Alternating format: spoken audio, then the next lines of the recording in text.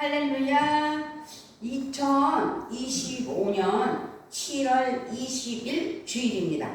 이 7월 20일 주일은 통틀어서 1년이면 52주인데요. 오늘은 29번째 주일이에요. 그래서 2025년도 반이 지나서 이제 23주, 그러니까 23번째로 주일을 보내면 1년이 후딱 가는 거죠. 이렇게 세월이 흐르고 있습니다. 그런데요, 우리가 생각해 볼 것은 오늘 본문 말씀은 가버나움의 백부장에 대한 이야기를 말씀드리고자 합니다. 또 특별히 13절 말씀인 이 말씀은 우리 평안교회 표 말씀이기도 합니다. 믿음대로 기도하자, 믿음대로 순종하자, 믿음대로 전도하자 라는 표로 예수께서 백부장에게 이르시되 가라 내 믿음대로 될지어다 하시니 그 즉시 하인이 나으니라 라고 13절에서 말씀하고 있습니다. 여기서 나오는 주인공, 이 사람은 군인의 수가 적던 그 당시 로마 정부로서 가버나움 지역에 파송된 로마 군대의 지도자였다라는 것을 알 수 있습니다.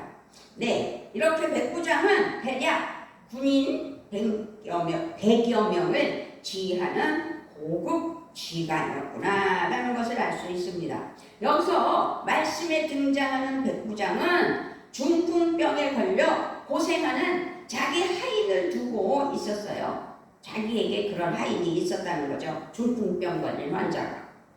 그렇게 하인의 중풍병의 상태가 매우 심했던 것으로 우리는 기억할 수 있습니다. 결국 예수님의 자비로, 예수님의 은혜로, 예수님의 능력으로 새로운 삶을 얻게 됨을 보게 되었는데, 오늘 말씀에서 중요한 사실은 오늘 주신 본문 말씀에서는 하인의 치유가 목적이 아니고요, 하인의 치유보다 백부장의 믿음에 더 중점을 두었다라는 것을 알 수 있는 거죠. 예수님께서 이만한 믿음을 만나보지 못했다고 말씀하셨기 때문입니다. 우리는 오늘 백부장의 믿음을 통해서 주님이 기뻐하시는 믿음이 어떤 믿음인지 한번 생각해 보고 깨닫고 하나님께 영광을 올려드리는 은혜가 있어야 될 줄 믿습니다. 아멘, 아멘. 여기서 백부장의 믿음은요, 하인의 문제로 예수님을 찾아온 백부장에게 예수님은 내가 가서 고쳐주리라 라고 오늘 마태복음 8장 5절로 13절 말씀 중에서 7절에서 말씀하고 계십니다. 이와 같이 예수님께서 즉시로 말을 들으신 즉시로 가서 고쳐주겠다고, 내가 가서 고쳐주리라 라고 말씀하신 것은 사실상 매우 드문 경우이기도 합니다. 그런데 어쨌든 내가 가서 고쳐주리라 한 경우에 우리의 상식으로는 지금 예수님께서는 그렇게 말씀하셨다는 일이 아주 귀한 일이다 라고 생각할 수 있습니다. 왜냐하면 이것은 백부장에게 있어서 얼마나 큰 특권이요 기회인지 모르기 때문입니다. 가서 고쳐주시겠다는 은혜의 말씀, 가서 고쳐주겠다고 말씀을 하심을 들은 백부장은 그러나 이렇게 대답을 해요. 백부장이 대답하여 이르되 주여 내 집에 들어오심을 나는 감당하지 못하겠사오니 다만 말씀으로만 하옵소서. 그러면 내 하인이 낫겠사옵나이다 라고 8절에서 백부장이 의외의 대답을 하는 거죠. 내가 가서 고쳐주리라 라고 말씀하신 예수님께 다만 말씀으로만 하옵소서. 그러면 내 하인이 낫겠나이다 라고 말하였다는 아주 귀한 사실입니다. 여기서 백부장의 반응에 대해서 예수님은요 매우 놀라셨어요. 아주 많이 놀라셨습니다. 예수님께서 예수님께서는 그러면서 10절에서 말씀하십니다. 예수께서 들으시고 놀랍게 여겨 따르는 자들에게 이르시되 내가 진실로 너희에게 이르노니 이스라엘 중 아무에게서도 이만한 믿음을 보지 못하였노라. 아멘. 이스라엘 중 아무에게서도 이만한 믿음을 만나보지 못하였다고 말씀하시는 예수님. 10절의 말씀이 있잖아요. 그 하인의 중풍병이 심해서 자기의 하인을 고쳐달라고 했을 때 내가 가서 고쳐주겠다 라고 그랬더니 하인은 병이 나서 누워있지만 내 집에 오시는 것을 자기는 감당할 수 없다. 그러니 여기서 말씀으로만 해주셔도 내 하인이 나을 거라는 걸 믿는 믿음이 중요한 거죠. 그렇게 수고로이 우리 나에 있는 우리 집까지 오실 필요 없이 지금 제가 말씀을 드렸으니 예수님이 낫게 해 주실 것을 믿습니다라는 믿음이 얼마나 훌륭한가 그것을 생각해 봐야 된다는 말씀입니다. 그랬을 때 하인의 중풍병이 치유되었다는 사실을 우리는 기억하셔야 되고 예수님께서는 말씀으로 선포하셔서 중풍병자인 하인이 낫다는 이야기지 라는 사실이지요. 예수님께서는 백부장의 믿음을 아주 귀히 여기셨다는 사실입니다. 그리고 그의 믿음대로 하인의 중풍병을 고쳐주셨다는 사실입니다.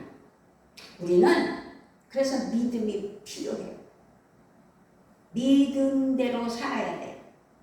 백부장의 믿음은 인정받는 믿음입니다. 백부장의 믿음은 칭찬 들은 믿음입니다. 백부장의 믿음은 기적을 일으킨 믿음입니다. 아멘. 그러므로 믿음으로 만사 형통하는 은혜가 반드시 있어야 될 줄 믿습니다. 아멘. 우리 믿음의 고백의 찬양을 하나님께 영광을 드립니다.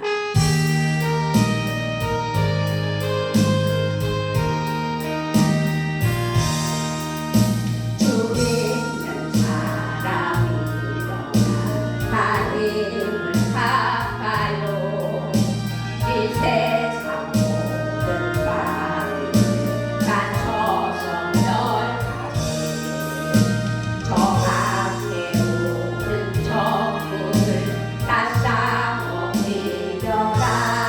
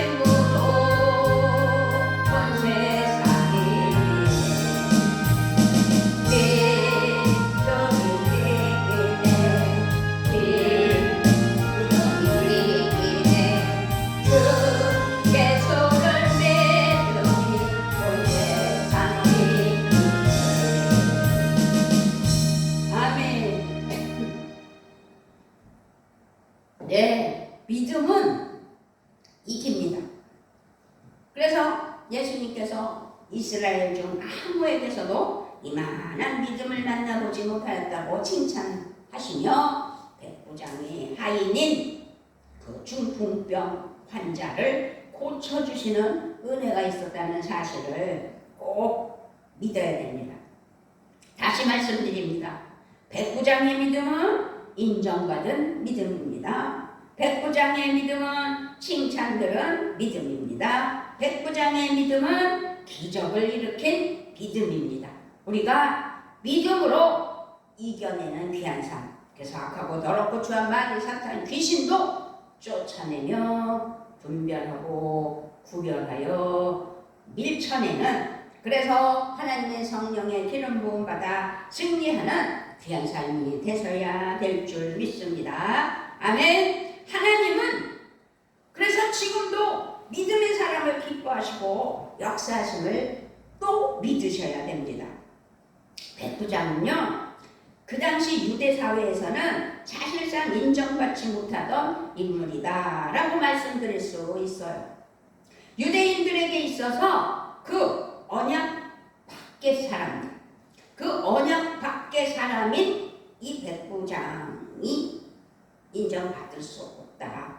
그래서 언약 밖의 사람이었기 때문에 인정을 받지 못했구나 라는 거죠. 그렇지만 예수님께서는 그의 혈통이나 직업을 보시지 않으셨다는 사실입니다. 오직 백부장 그 사람 안에 있는 한 가지 믿음을 보셨다는 거죠. 그 믿음을 보시고 백부장 그를 귀히 여기셨다. 히브리서 11장 6절 말씀 우리 다 기억하고 잘 아는 말씀이잖아요. 믿음이 없이는 하나님을 기쁘시게 할 수 없다라는 아주 단호한 말씀. 그렇습니다. 성경 말씀에서는 말씀하고 있죠. 히브리서 11장 6절에서 믿음이 없이는 하나님을 기쁘시게 할 수 없다고 말씀하셨기 때문에 우리는 예수 믿고 구원받은 하나님의 자녀로서 믿음이 있느냐 없느냐가 중요하다는 사실입니다. 예수만 믿고 나는 구원받았다. 그래서 나는 천국 간다. 그리고 예배 시간에 1시간 예배 드렸다. 그것으로 만족하며 1시간 예배 드린 것이 큰 자기들의 믿음인 것처럼 착각하면 안 된다는 거죠. 예수 믿는 하나님의 자녀라면 반드시 하나님을 영화롭게 하는 온전한 믿음을 가져야 된다. 그 말씀입니다. 아멘. 하나님은요 믿음의 사람을 찾으신다고 했습니다. 하나님은 믿음의 사람을 찾으시고 믿음의 사람들을 통해서 일하시고 믿음의 사람들을 통해서 하나님의 능력을 이 땅에 나타내고 계시다는 사실입니다. 아멘. 아멘. 믿음의 사람, 믿음으로 하나님 앞에 영광을 올려드리는 삶.